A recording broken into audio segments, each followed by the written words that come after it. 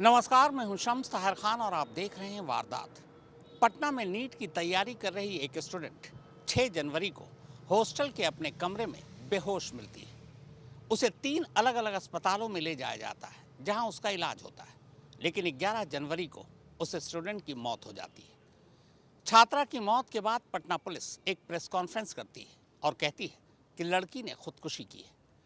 लेकिन तभी postmortem report सामने आ जाती है। पोस्टमार्टम रिपोर्ट में कहा जाता है कि लड़की के साथ जबरदस्ती की संभावना से इनकार नहीं किया जा सकता, यानी उसके साथ रेप की कोशिश हुई थी। लड़की के जिस्म पर जख्मों के भी अनगिनत निशान मिले थे। अब सवाल यह है कि पटना पुलिस ने बगैर पोस्टमार्टम रिपोर्ट सामने आए ये कैसे कह दिया कि लड़की ने खुदकुशी की है। सर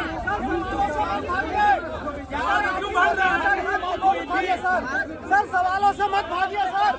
सर सवालों से मत भागिए सर। जवाब दीजिए।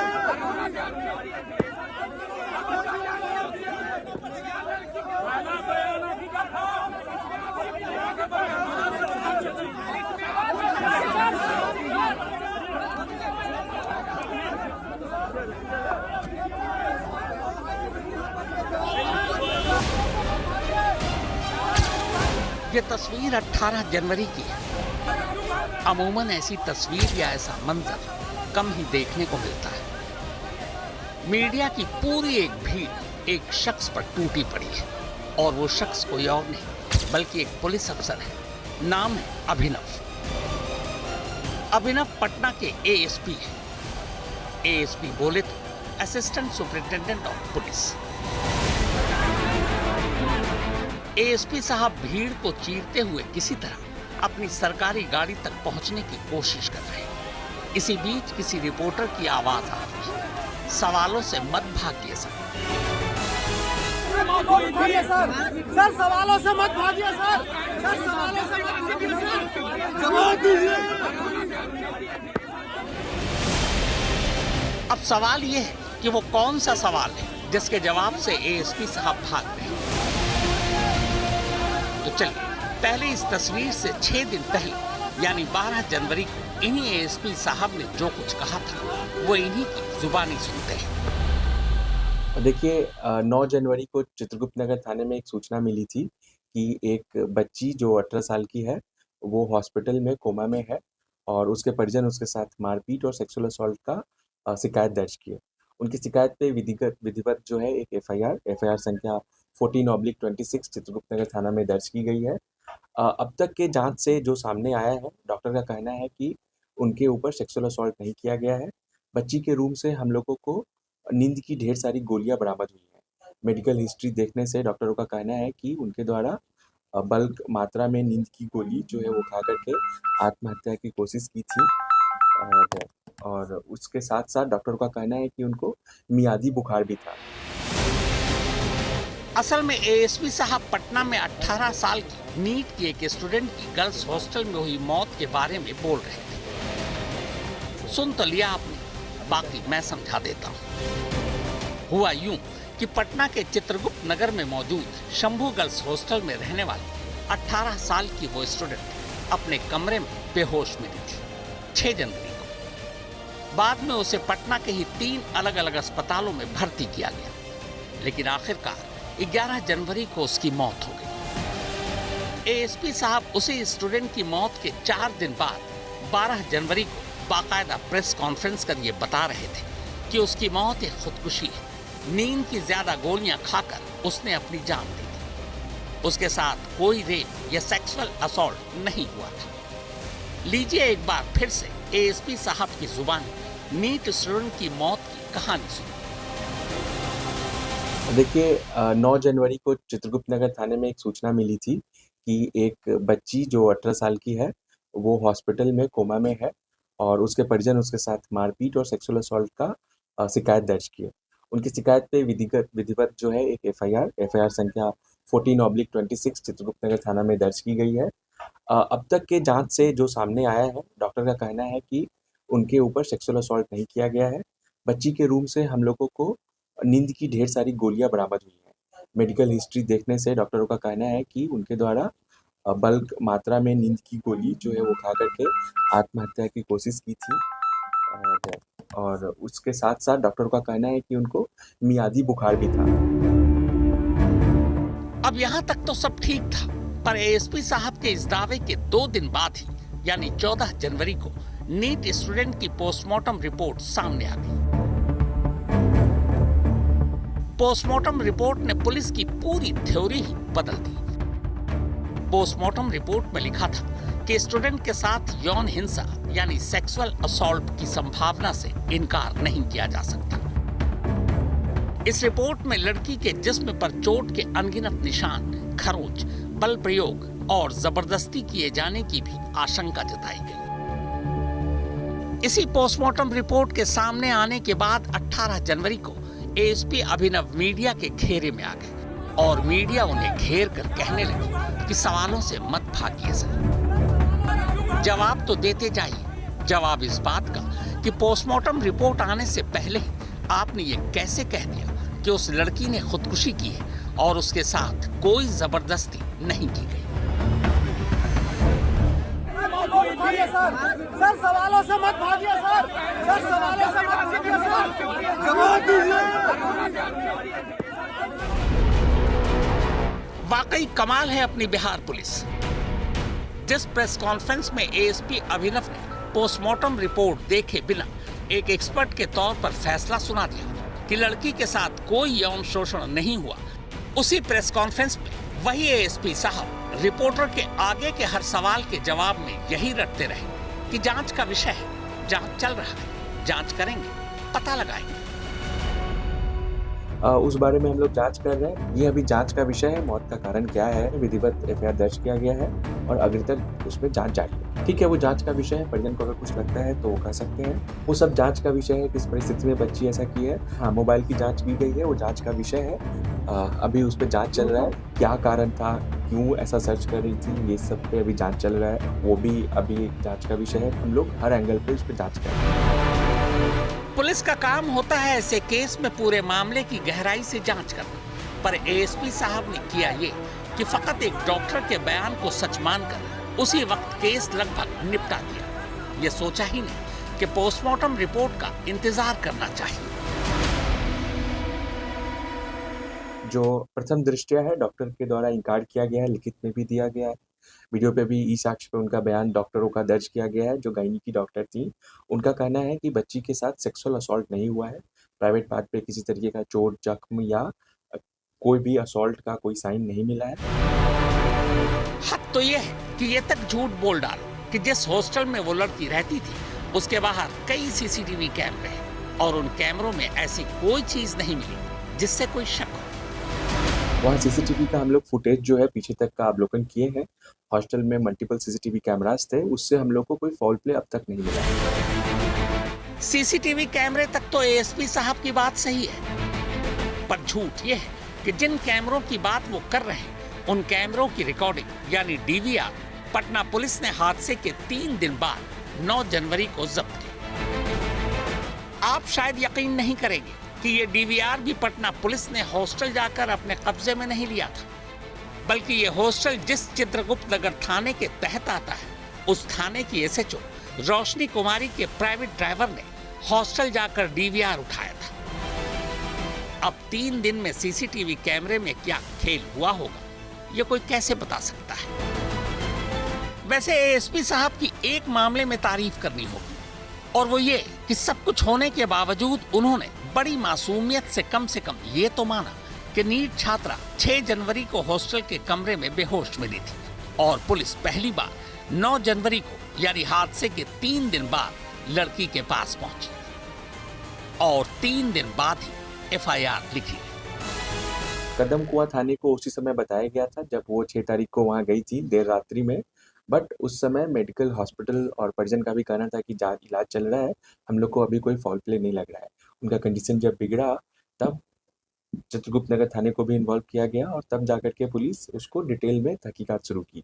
9 तारीख को चित्रगुप्त नगर थाने को सूचना मिली। 9 तारीख को हम लोग उनका एफआईआर दर्ज कर लिए थे। परिजन का जो भी बयान था उसके एवज में विधिवत एफआईआर दर्ज किया गया है और अग्रिम उसमें जांच जारी है। वैसे छोटे मियाँ तो छोटे मियाँ, बड़े मियाँ भी कम सुभान अल्लाह नहीं है।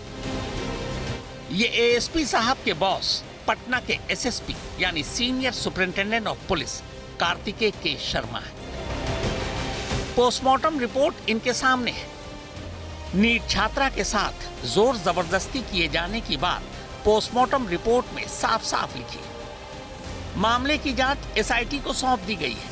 फिर भी बिना जांच शुरू हुए ही कप्तान साहब नीट छात्रा की मौत को सीधे सीधे खुदकुशी का मामला बता रहे हैं। यूरिन रिपोर्ट में भी आया नीट की, उनकी जो मृत्यु हुई है वो नीट जो दवाई है उसी कारण हुई है। इसमें केवल एंगल ये आया है कि पहले इसमें कहीं कोई इसमें शक नहीं है कि ये सुसाइड का मामला है। एसएसपी साहब की बातें सुन खुद हमारा रिपोर्टर हैरान रह गया। रहा नहीं गया तो पूछ ही लिया कि अभी भी आप इसे खुदकुशी मान रहे हैं। इसमें केवल अभी भी मान रहे हैं कि सुसाइड की है छात्रा। मैं आपको वही बता रहा हूँ इसमें कि जैसा आप स्पष्ट खुद भी देख सकते हैं ये चीज़ कि जो उनका सीसीटीवी फुटेज वगैरह भी है, इसमें जब महिला अपने घर गई हुई थी 26 तारीख को और 5 तारीख को लौटी थी, वहाँ से जो सीसीटीवी फुटेज वगैरह आया पूरे हॉस्टल तक का, वो सब कुछ कैमरा अवेलेबल है, वो सारे रिकॉर्डिंग में लिया गया है।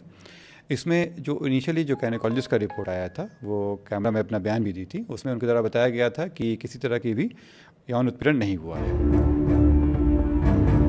कमाल ये कि अपने डिपार्टमेंट की गलती मानने की बजाय एसएसपी साहब सारा ठीकरा डॉक्टरों पर फोड़ रहे हैं। उनका कहना है कि शुरू में एक डॉक्टर ने कुछ और रिपोर्ट दी और पोस्टमार्टम में कुछ और रिपोर्ट आई, तो हम क्या करें?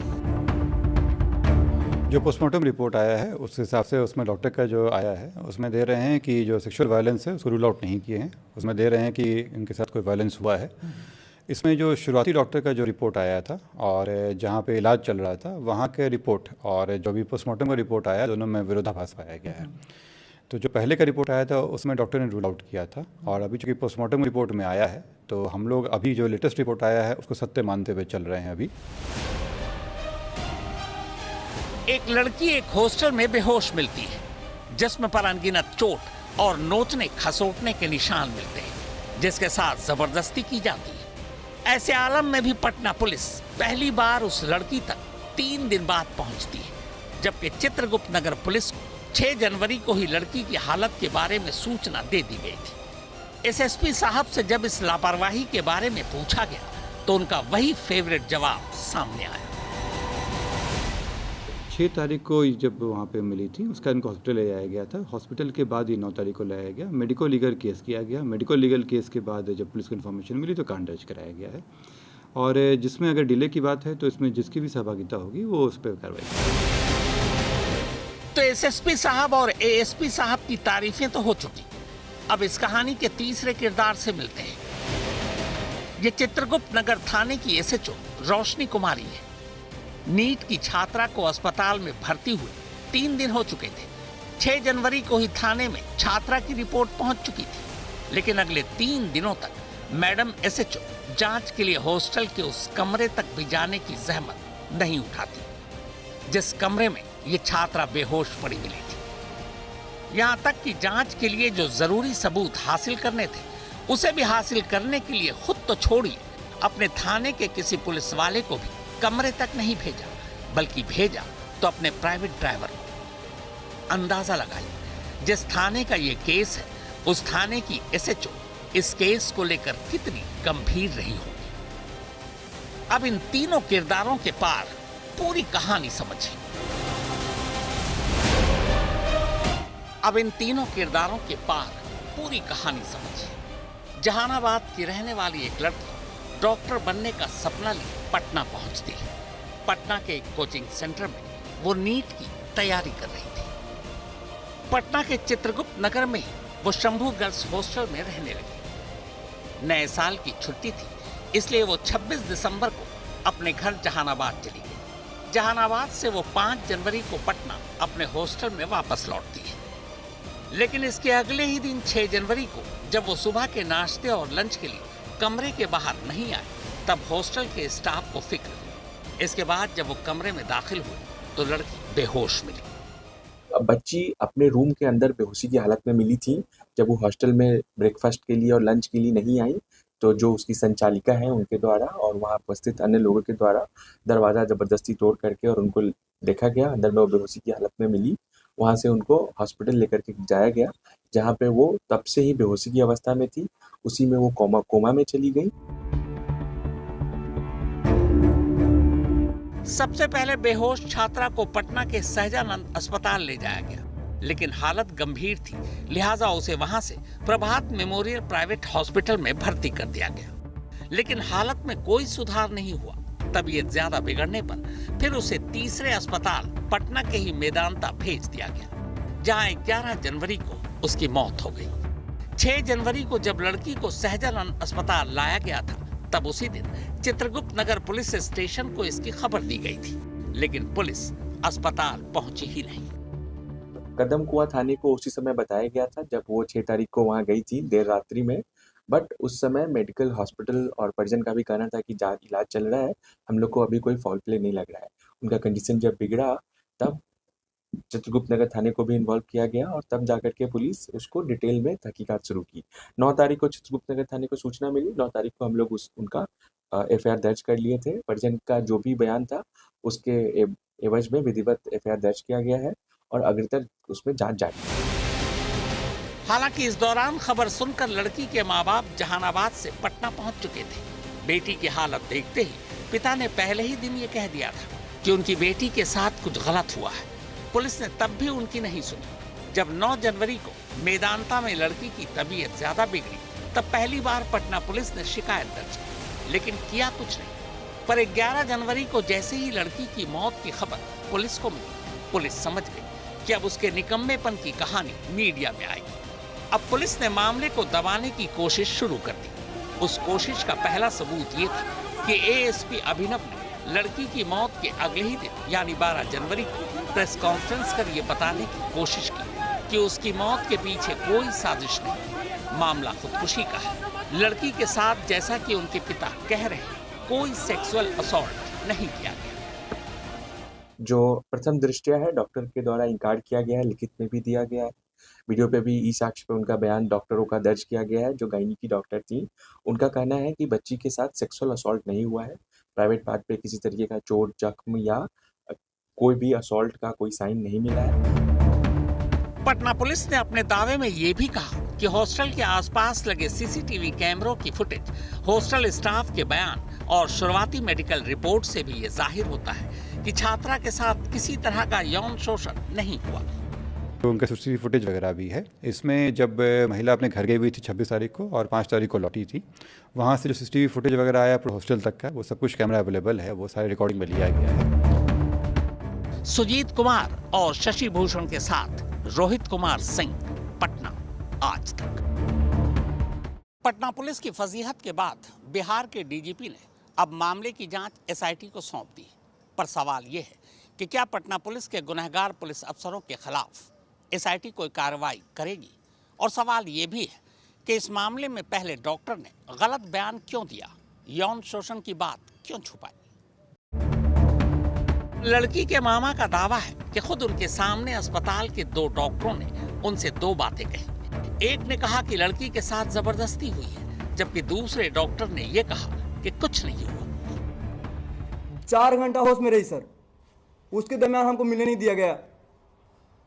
एक वहीं पे जूनियर डॉक्टर वहाँ पे मदद कर रहे हैं, बोल रहे हैं कि इसके साथ कुछ फिजिकली कुछ हुआ है, और वहीं पे सीनियर डॉक्टर बोल रहे हैं कि नहीं क्या हुआ है, और हेकड़ी दिखा रहे हैं हमको। हाँ सर, डॉक्टर प्रभात मेमोरियल में डॉक्टर सतीश है, बोले कि तुम नीचे चलो, तुम्हारा हेकड़ी दूर कर देंगे। खानदान के बात, खानदान पता, तुम्हारा खानदान क्या है हम जानते नहीं है, इस तरह, और ठेल कर बाहर किया गया। नीट छात्रा के मामा ने यह संगीन इल्जाम भी लगाया है कि जब 9 जनवरी को चित्रगुप्त नगर थाने में उन्होंने पहली बार FIR लिखवाई, तब हॉस्टल की मालकिन ने FIR न लिखाने के एवज में उन्हें पैसों के ऑफर दिए थे। FIR 9 तारीख को हुई, हम 10-11 में FIR किए हैं, और शाम में ही जो हॉस्टल का ऑनर है वो आई है कि बाबू जितना तुमको पैसा चाहिए हम दे देते हैं, मेरा हॉस्टल का छवि मत खराब करो। परिवार ने यह सनसनीखेज इल्जाम भी लगाया है कि जिस हॉस्टल में वो लड़की रहती थी, वो हॉस्टल दागदार रहा है।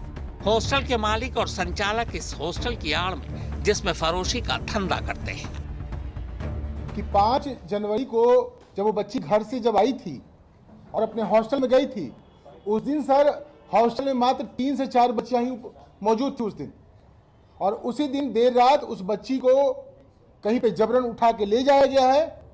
श्रवण अग्रवाल जो हॉस्टल संचालक है, नीलम अग्रवाल और उस बिल्डिंग का ऑनर मनीष रंजन, ये तीनों का पुराना रैकेट है। ये लोग रैकेट चलाते हैं, देह व्यापार में भी ये लोग पहले से संलिप्त रहे हैं। इन्हीं इल्जामों और पोस्टमार्टम रिपोर्ट के सामने आने के बाद बिहार के डीजीपी ने अब मामले की जांच के लिए एक एसआईटी बनाई है।